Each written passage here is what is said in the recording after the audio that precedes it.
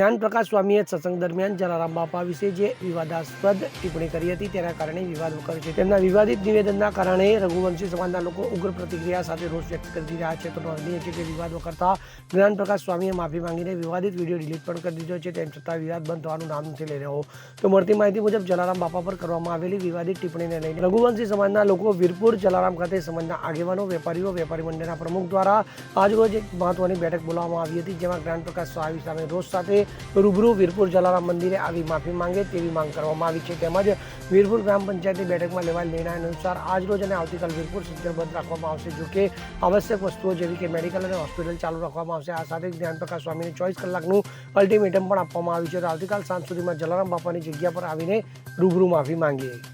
Okay, સંત શિરોમણી જલારામ બાપા વિશે જ્ઞાનપ્રકાશ સ્વામીએ જે ટિપ્પણી કરી હતી એને લઈ અને અમારા જાણવા મુજબ એને મીડિયાના માધ્યમથી માફી માંગી લીધી છે, પરંતુ વીરપુર ગામના ગ્રામજનોનો રોષ યથાવત છે।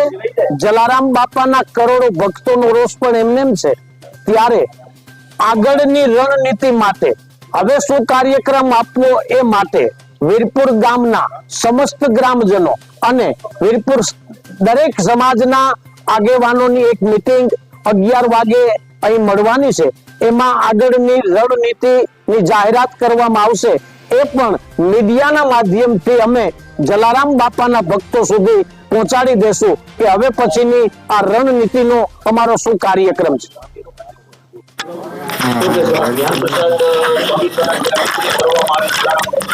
અને આજે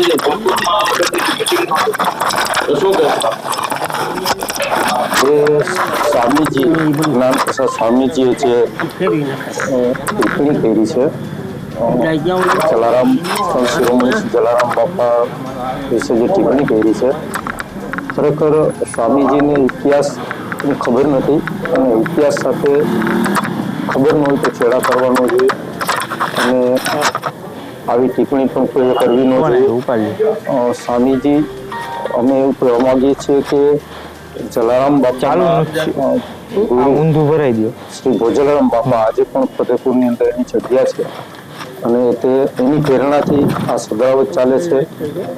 અને તમારી પાસે કોઈ એવો ઇતિહાસ હોય અને તમારી પાસે કોઈ બુક રમેશભાઈ લઈને આવી જાય જેથી કરીને ભક્તોને અને ગ્રામજનોને અને બધાને ખબર પડે।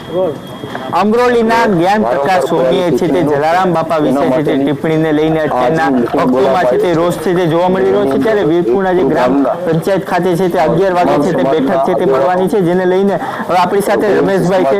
રમેશભાઈ, શું કહેશો? 11 વાગે બેઠક છે તે મળવાની છે, બેઠકમાં શું ચર્ચાઓ થશે? સંસ્થાઓ ચાલે છે, સંસ્થાઓના હમણાં 11 કલાકે જ્ઞાનપ્રકાશ સ્વામીએ જે જલારામ બાપા વિશે ટિપ્પણી કરી છે એના માટેની મીટિંગ આગળની રણનીતિ શું કરવી એ માટે Virpur bureau report CN24 news. હવે જુઓ દેશ દુનિયાની તમામ ખબરો તમારી આંગળીના ટેરવે। ઉઠાવો મોબાઈલ અને Google Play Store પરથી ડાઉનલોડ કરો અમારી CN24 ન્યૂઝ મોબાઈલ એપ।